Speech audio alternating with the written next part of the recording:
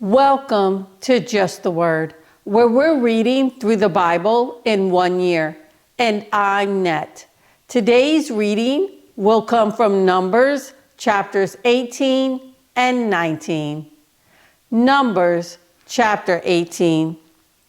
The Lord said to Aaron, "You, your sons, and your father's family are to bear the responsibility for offenses against the sanctuary, and you and your sons alone are to bear the responsibility for offenses against the priesthood. Bring your fellow Levites from your ancestral tribe to join you and assist you when you and your sons minister before the tent of the testimony.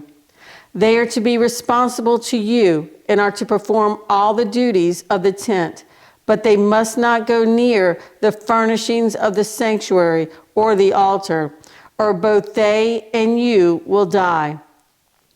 They are to join you and be responsible for the care of the tent of meeting, all the work at the tent, and no one else may come near where you are. You are to be responsible for the care of the sanctuary and the altar, so that wrath will not fall on the Israelites again. I myself have selected your fellow Levites from among the Israelites as a gift to you, dedicated to the Lord to do the work at the tent of meeting. But only you and your sons may serve as priests in connection with everything at the altar and inside the curtain. I am giving you the service of the priesthood as a gift. Anyone else who comes near the sanctuary must be put to death." Then the Lord said to Aaron, "I myself have put you in charge of the offerings presented to me. All the holy offerings the Israelites give me, I give to you and your sons as your portion and regular share. You are to have the part of the most holy offerings that is kept from the fire. From all the gifts they bring me as most holy offerings, whether grain or sin or guilt offerings, that part belongs to you and your sons. Eat it as something most holy. Every male shall eat it. You must regard it as holy. This also is yours. Whatever is set aside from the gifts of all the wave offerings of the Israelites, I give this to you and your sons and daughters as your regular share. Everyone in your household who is ceremonially clean may eat it. I give you all the finest olive oil and all the finest new wine and grain they give the Lord as the first fruits of their harvest. All the land's first fruits that they bring to the Lord will be yours. Everyone in your household who is ceremonially clean may eat it. Everything in Israel that is devoted to the Lord is yours. The first offspring of every womb, both man and animal, that is offered to the Lord is yours. But you must redeem every firstborn son and every firstborn male of unclean animals. When they are a month old, you must redeem them at the redemption price set at 5 shekels of silver, according to the sanctuary shekel, which weighs 20 gerahs. But you must not redeem the firstborn of an ox, a sheep, or a goat. They are holy. Sprinkle their blood on the altar and burn their fat as an offering made by fire, an aroma pleasing to the Lord. Their meat is to be yours, just as the breast of the wave offering and the right thigh are yours. Whatever is set aside from the holy offerings the Israelites present to the Lord, I give to you and your sons and daughters as your regular share. It is an everlasting covenant of salt before the Lord for both you and your offspring." The Lord said to Aaron, "You will have no inheritance in their land, nor will you have any share among them. I am your share and your inheritance among the Israelites. I give to the Levites all the tithes in Israel as their inheritance in return for the work they do while serving at the tent of meeting. From now on, the Israelites must not go near the tent of meeting, or they will bear the consequences of their sin and will die. It is the Levites who are to do the work at the tent of meeting and bear the responsibility for offenses against it. This is a lasting ordinance for the generations to come. They will receive no inheritance among the Israelites. Instead, I give to the Levites as their inheritance the tithes that the Israelites present as an offering to the Lord. That is why I said concerning them, they will have no inheritance among the Israelites. The Lord said to Moses, "Speak to the Levites and say to them, when you receive from the Israelites the tithe I give you as your inheritance, you must present a tenth of that tithe as the Lord's offering.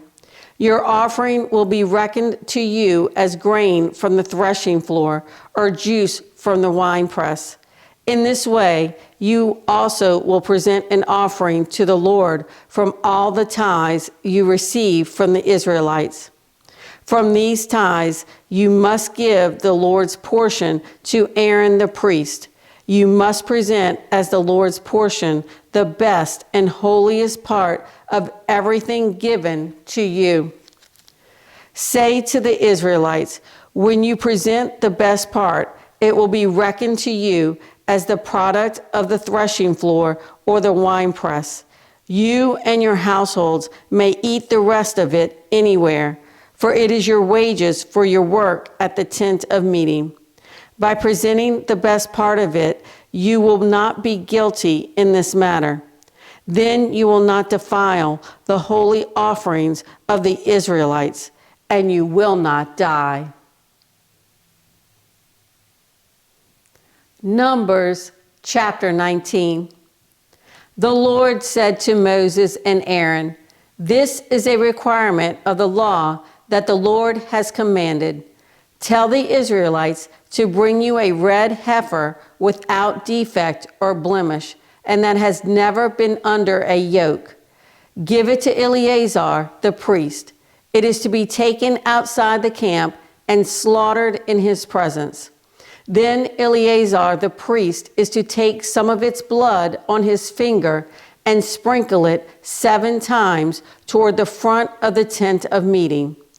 While he watches, the heifer is to be burned, its hide, flesh, blood, and offal. The priest is to take some cedar wood, hyssop, and scarlet wool and throw them onto the burning heifer. After that, the priest must wash his clothes and bathe himself with water. He may then come into the camp, but he will be ceremonially unclean till evening. The man who burns it must also wash his clothes and bathe with water, and he too will be unclean till evening. A man who is clean shall gather up the ashes of the heifer and put them in a ceremonially clean place outside the camp. They shall be kept by the Israelite community for use in the water of cleansing. It is for purification from sin. The man who gathers up the ashes of the heifer must also wash his clothes, and he too will be unclean till evening. This will be a lasting ordinance both for the Israelites and for the aliens living among them. Whoever touches the dead body of anyone will be unclean for 7 days. He must purify himself with the water on the 3rd day and on the 7th day. Then he will be clean. But if he does not purify himself on the 3rd and 7th days, he will not be clean. Whoever touches the dead body of anyone and fails to purify himself defiles the Lord's tabernacle. That person must be cut off from Israel. because the water of cleansing has not been sprinkled on him. He is unclean. His uncleanness remains on him. This is the law that applies when a person dies in a tent.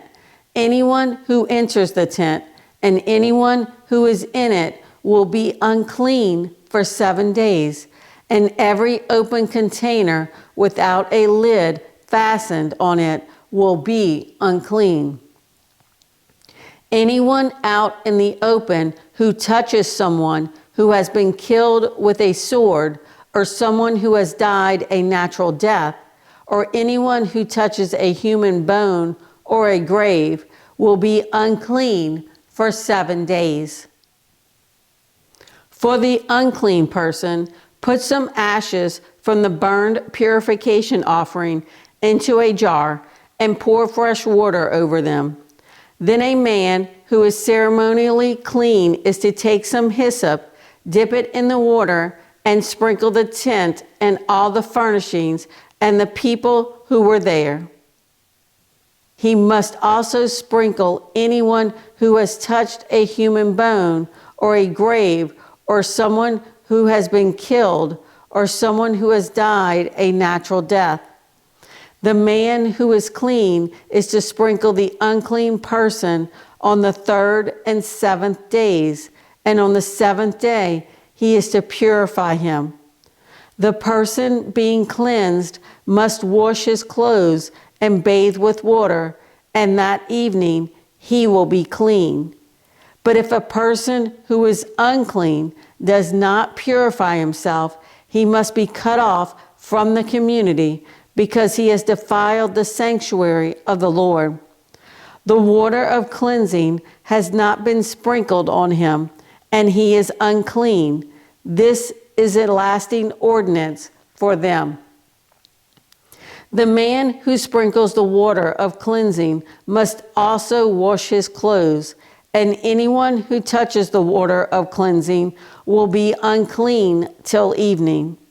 Anything that an unclean person touches becomes unclean, and anyone who touches it becomes unclean till evening.